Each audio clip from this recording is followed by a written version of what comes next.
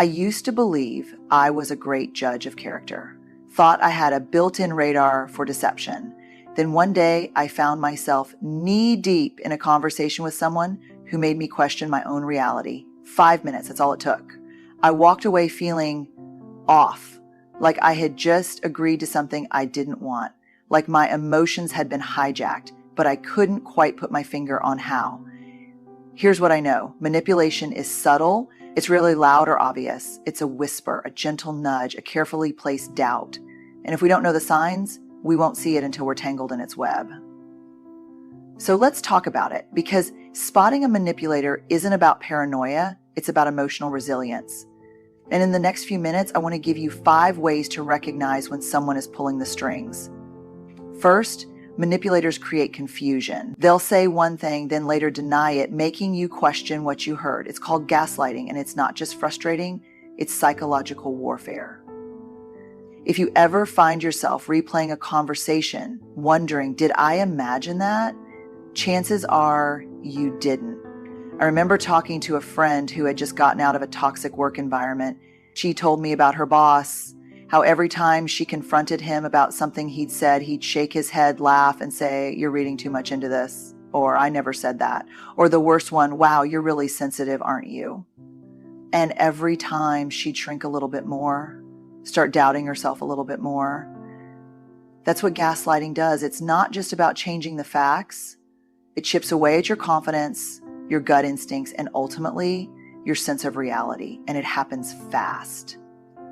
You bring something up, maybe a promise that wasn't kept, a boundary that was crossed, and instead of acknowledging it, they make you feel like the problem.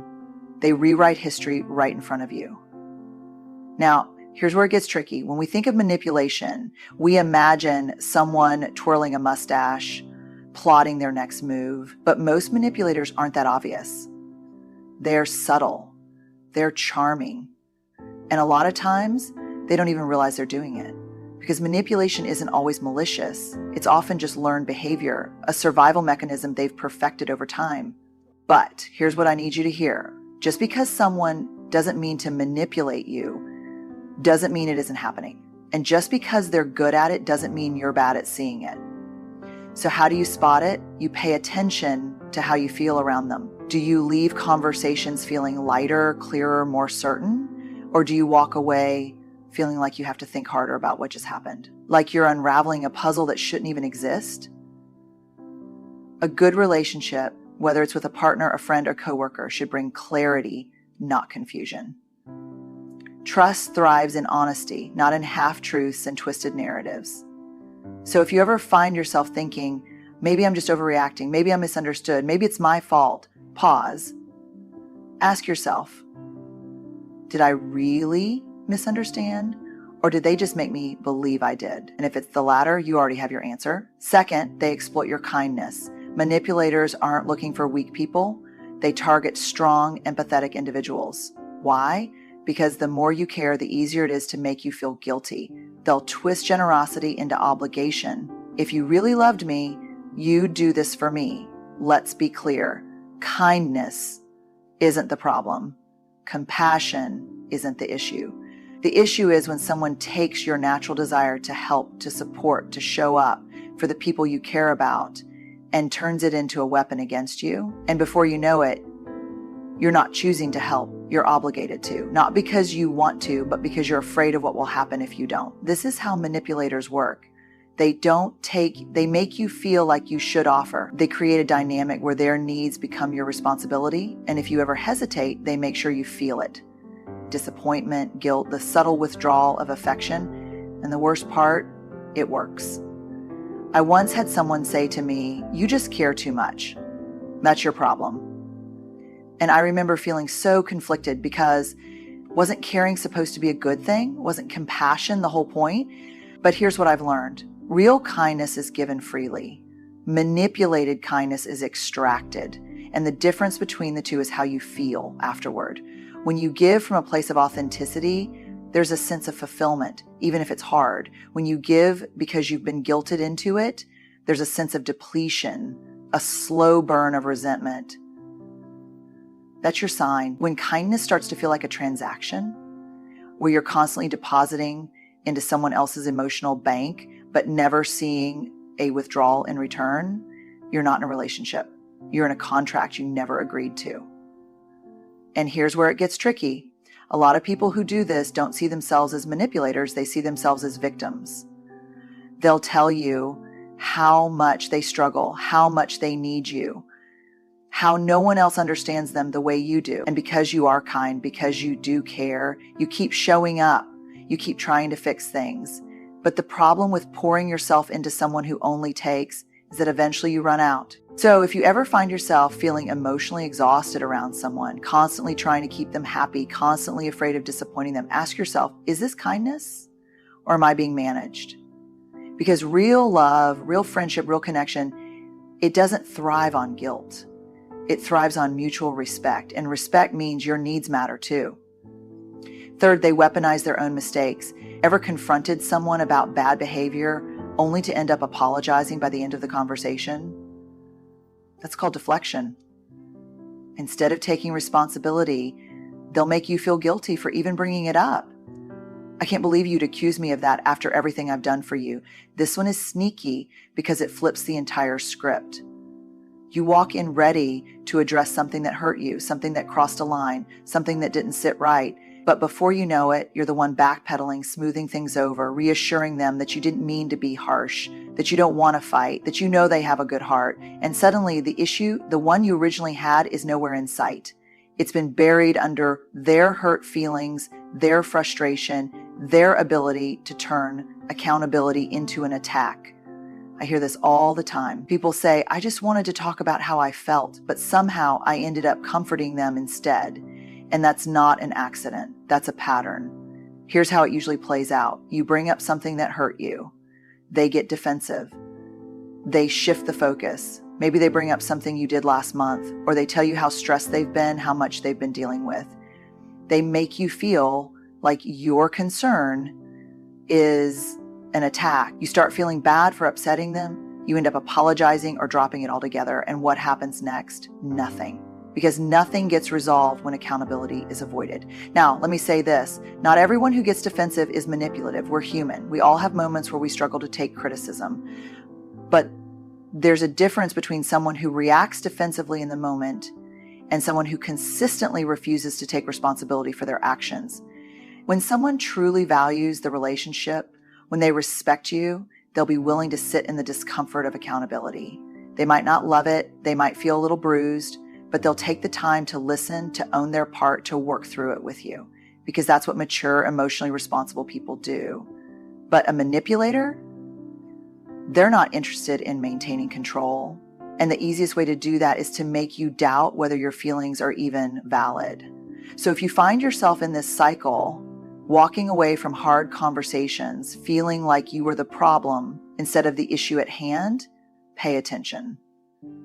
Because accountability should never feel like an attack.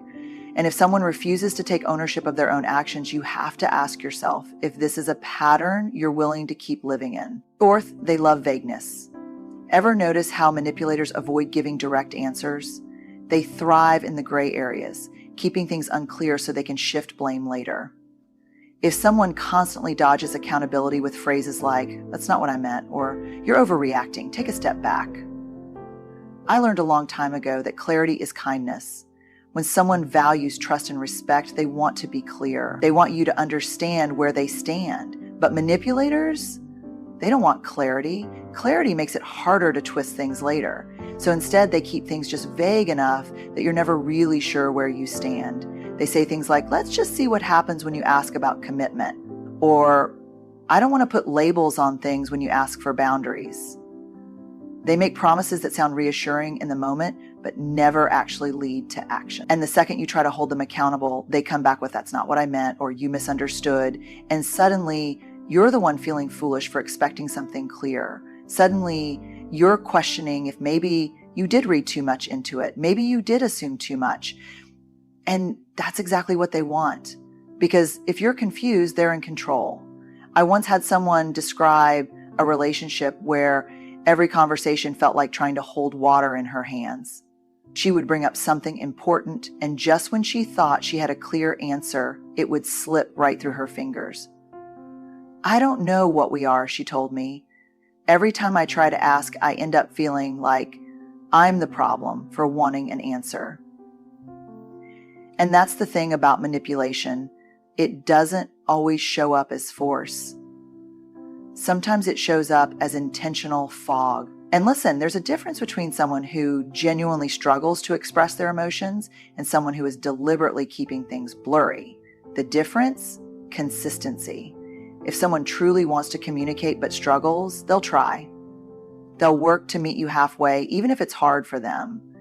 But if someone is constantly leaving you confused, uncertain, or second-guessing yourself, that's not a communication issue. That's a control issue.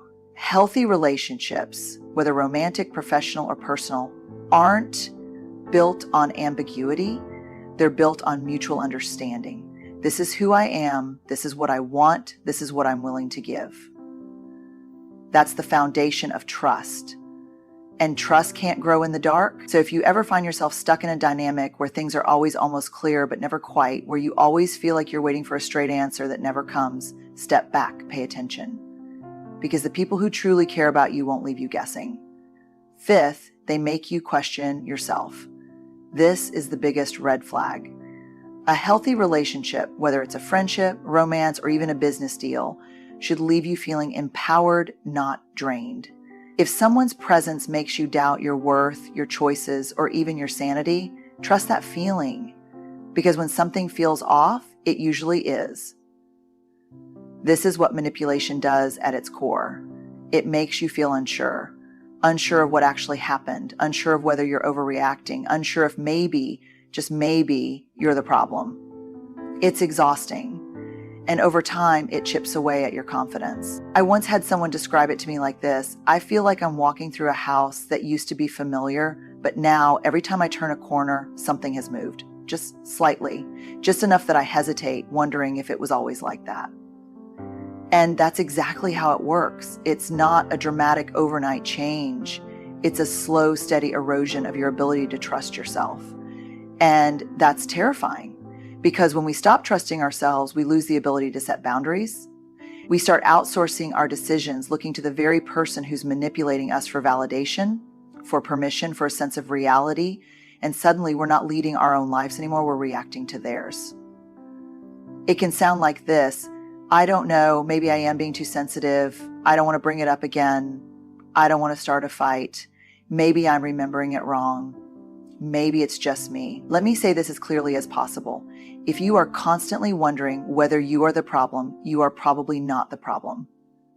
People who are truly in the wrong rarely stop to question themselves. The fact that you are self-reflecting, trying to be fair, trying to see the bigger picture, that's not proof that you're overreacting. It's proof that you care. But caring shouldn't cost you your own clarity. And this is why manipulative relationships, whether with a partner, a friend, a coworker, or even a family member, are so dangerous. Because they don't just hurt us in the moment. They teach us to stop trusting our own voice. They make us second guess our instincts, even in situations that have nothing to do with the manipulator. They can rewire how we move through the world. So how do you fight this? How do you reclaim your trust in yourself? You start by noticing. Noticing when you feel smaller around someone, when your confidence starts to erode, when you start doubting things that used to feel like solid ground. And then you remind yourself of a simple but powerful truth. You are allowed to trust yourself. You are allowed to set boundaries without feeling guilty. You are allowed to walk away from dynamics that leave you feeling confused, diminished, or lost. And most importantly, you are allowed to choose relationships that don't make you question your own reality. At the heart of all manipulation is control. Not the kind that's obvious, but the kind that's disguised as concern, as affection, as misunderstanding. The kind that keeps you second-guessing yourself, questioning your worth, feeling like you have to work for the clarity and respect that should be freely given. But here's what I need you to hear. You don't have to play that game. You don't have to prove yourself to someone who keeps moving the goalposts. You don't have to shrink yourself just to keep the peace. The people who truly love and respect you will not make you feel small. They won't twist your kindness into obligation. They won't make you apologize for having needs, for setting boundaries, for wanting honesty and clarity. So trust yourself. Pay attention to the patterns, not just the words. If someone's actions consistently make you doubt your own reality, that's all the confirmation you need. And when you see it, when you recognize the signs, give yourself permission to walk away. Not because it's easy, but because you deserve better. You deserve relationships built on trust, not confusion, on respect, not control. And most of all, you deserve to live in a world where you don't have to question whether you're enough, because you are. Good luck, and trust yourself. Always.